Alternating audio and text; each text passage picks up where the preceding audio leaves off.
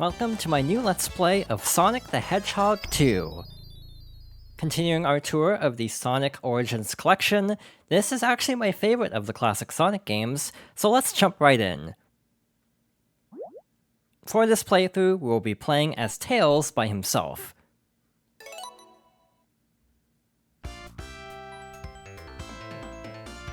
We're jumping straight into Emerald Hill Zone, Act 1.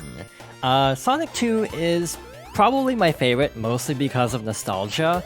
I had the Sonic Mega Collection for GameCube. That was actually my first official Sonic game beyond like store demos, where I technically played Adventure 2 Battle. But of the games on that collection, I tended to gravitate towards this one. I'm not actually sure why. I think it's partly because Sonic 1 is actually very difficult. So I usually would get stuck at like Marble Zone and then bail, and then would move on to Sonic 2. I wouldn't actually finish Sonic 2 until much later, but I do remember playing it a lot and getting pretty far, but certain elements of the game have not aged particularly well. This game is the formal introduction of the Spin Dash, but in the case of this collection, it was already available in Sonic 1 CD, and also CD technically released later chronologically CDs first, but released later. Another major change in this game is actually how you access special stages. Pass a checkpoint with 50 rings and jump into the little circle of shinies.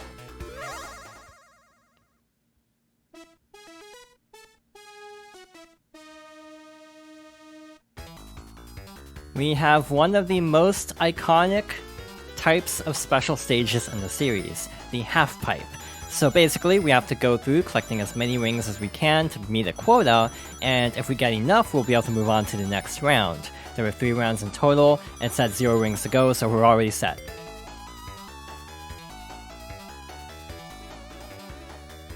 Next up, we need 70 rings. Luckily, we got a lot in the first round, so we're already basically done. This is the first special stage, so obviously it's designed to ease you in. Those are mines, those will make you drop rings, so we have to avoid those, but even if we hit one at this point, we will still have enough to make it to the goal, no problem. Yeah, we definitely cleared this requirement pretty easily.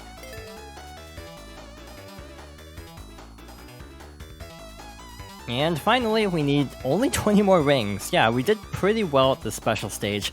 By the way, the special stages have been completely remade as part of the 2013 mobile version. Instead of being sprite-based, they're actually like 3D models and actually scroll smoothly. They were not this smooth in the original. In a way, as much as it's technically better, I actually find it slightly disorienting because of just how smooth it is. I feel the same way about Sonic Mania as an example with some of their special stages.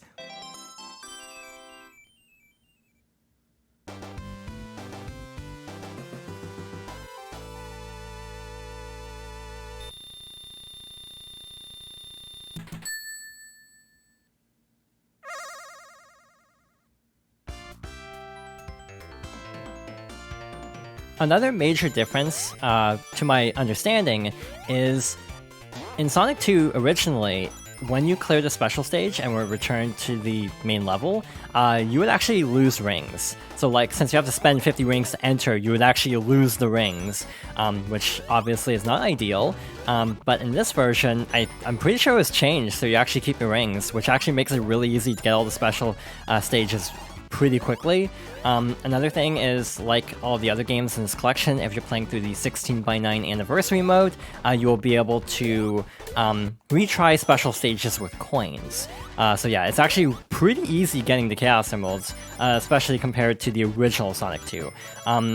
Kind of like with the other playthroughs so far, we're kind of taking our time through the stage to try to find more checkpoints. It actually makes it a lot more lenient of getting the Chaos Emeralds early, because there are multiple checkpoints in the stage, so you have many chances within one stage to actually get multiple emeralds.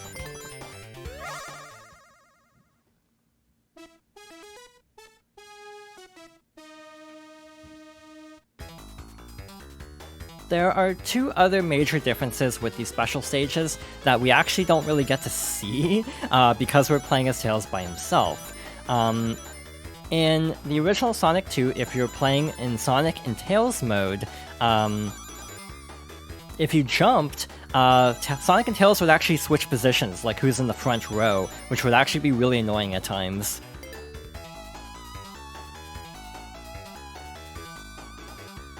Alright, 100 rings this time. By the way, you can actually kind of go through the air a little bit like that to collect rings. I said 2 things, but I was actually thinking about it, and I think that was the only other major difference I wanted to bring up.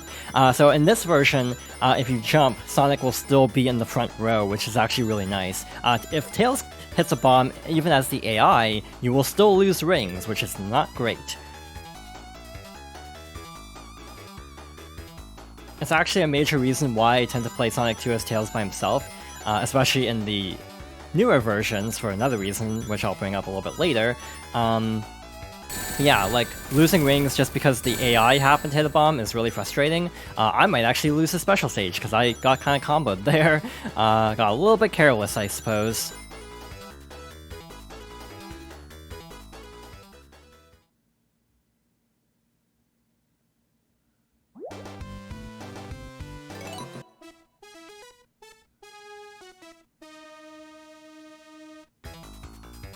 Alright, let's try this again. That does not bode well, but to be honest, I've actually never been the biggest fan of these special stages. And frankly, this is such a weird situation, not unlike a lot of things in this franchise, where I feel like people like the half-pipe special stages. Or should I say, used to like the half-pipe special stages, but then they were so overused to the point where now everyone's kind of sick of them. So really, the technique for these stages is to basically get as many rings early on, so you can basically get through some of the later waves without having to worry as much about like getting every single ring. Obviously, you want a little bit of a buffer going into the final round where the requirement is a lot more strict. So yeah, I think we're in a much better spot this time. So let's see, we need 24 rings. I missed some right away. Usually at the start of a phase, there's actually rings like straight ahead, so you don't have to move right away, which is actually kind of nice. One problem with how smoothly it scrolls is it's sometimes disorienting of like how quickly the stage like changes position. Like sometimes it is a little disorienting when it like curves around.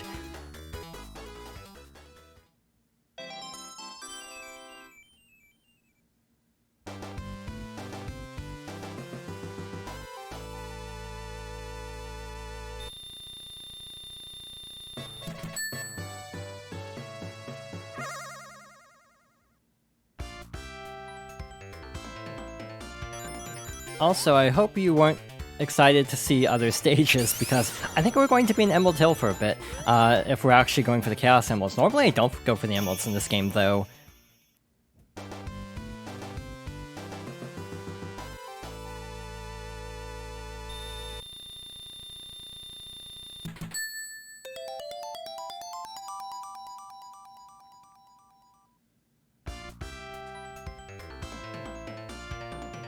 And with that, we finally cleared one stage. Another difference from the previous 2 games in this collection that we've seen so far is the stage structure. We'll see that a little bit later, but one cool detail is in the original Sonic 2, Tails actually wasn't able to fly if you're actually controlling Tails.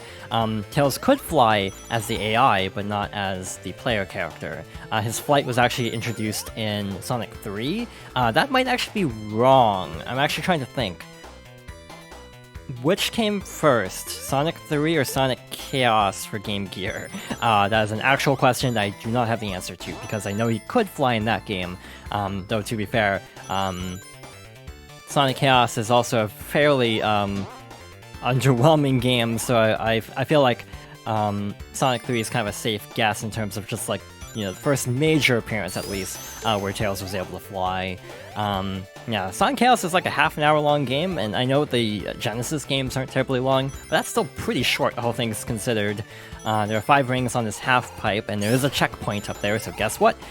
More special stages. Let's just fly up here, since we can. I'm actually not sure how you're supposed to get this in the original Sonic 2 when you weren't able to fly, and I don't know how you'd get this as Sonic. Maybe a well-timed spin dash jump or something like that?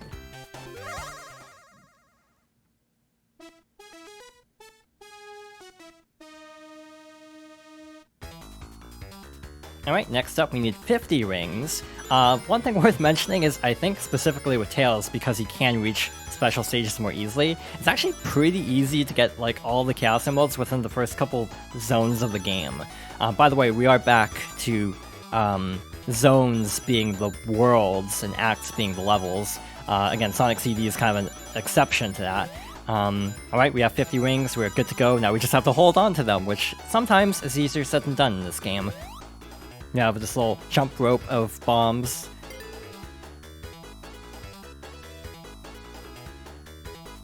Alright, 37 rings for the second round. Actually, I was thinking of this when I mentioned a jump rope. So yeah, we're basically having to like collect rings and then jump over the bombs. They actually get really close to the bombs later on, so we have to be very careful to actually jump in time. A lot of the rings are in a straight line though, so that's kind of convenient actually. Wow, we cleared that pretty easily.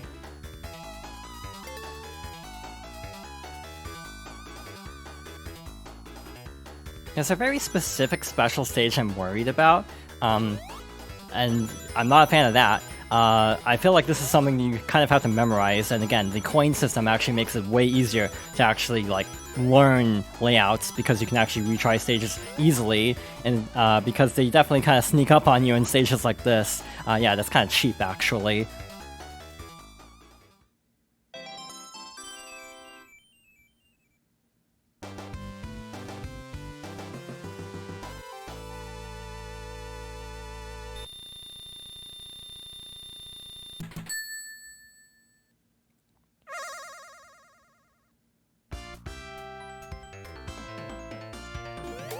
One thing I will say about the special stages and, you know, overall level of fairness, I almost feel like, compared to Sonic 1, where I also feel like the special stages are kind of unfair, I actually don't mind it as much in Sonic 2, and the main reason is, you have a lot more attempts because there were so many checkpoints and stages.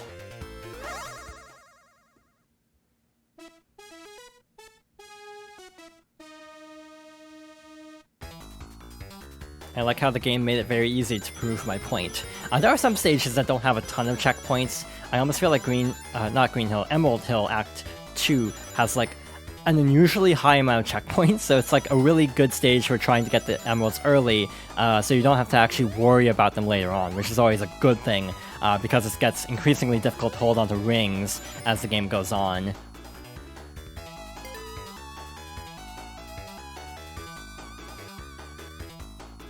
That is a sharp increase. We need 60 rings. I want to say this one might be the one I struggle with the most, traditionally, but I guess we'll find out. There are a couple of special stages like later on. They're actually super easy, like unusually easy given how late they are, and that seems to be a pattern in these games, where sometimes the last special stages are some of the easiest, and it doesn't entirely make sense why it's set up that way, but it often is, actually. I noticed that with like CD, and I noticed that with Sonic 1 as well.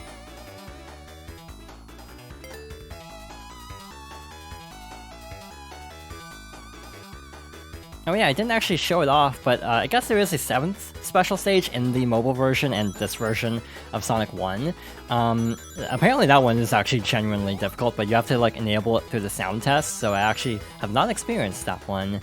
And again, I wanted to just stick with the original 6 emeralds for the playthrough. Yeah, this is actually the first game to canonically have 7 Chaos Emeralds, and I do like how the cutscene bridging the gap between the games actually shows the 7th emerald joining the others.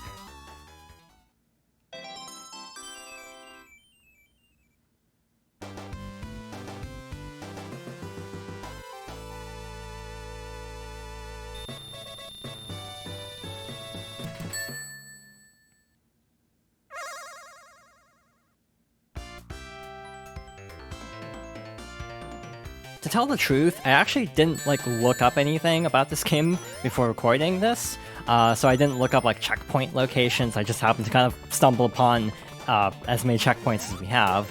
I wish we didn't lose rings, because that makes it obviously a little bit more difficult to actually get more special stages, but again, we have plenty of chances. I actually looked up a number. There are a lot of checkpoints. It's like 60 or something.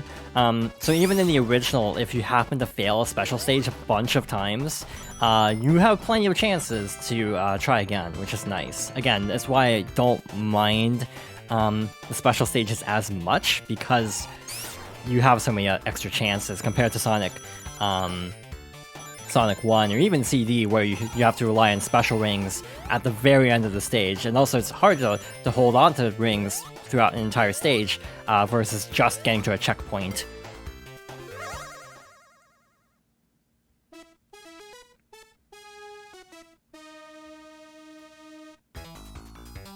I think this is the one I don't like. Again, I think that was actually the case for CD too, where like Special Stage 5 was the one that always gave me the most trouble. Or it might have been 6, I can't remember. Oddly enough, I actually am, even though these are being released a couple months apart, I am actually recording all these games relatively close together. I might take a break after this one for reasons we'll get into later, but yeah, the last 3 Sonic playthroughs have basically been recorded relatively close in time. Alright, 90 rings. Now I'm starting to wonder, like, is this the one I was worried about? Is it the next one? Because this doesn't seem that bad, but I know my luck. I should not say it doesn't seem too bad, or else I'll probably end up jinxing it. A lot of times, the first stages aren't bad, but then the last stage is terrible. So 44 rings to go. I almost feel like the faster scrolling speed does make this a little bit easier in some ways, but again, a little bit more disorienting because of how quickly the stage is scrolling. So it's kind of like a mix of some things are actually better, I'd say, and some things actually feel a little bit worse. I want to say never mind, we're actually good to go, unless there's like a last-minute bomb on the course, which I don't think there is. I think this is it's actually the next one I'm worried about.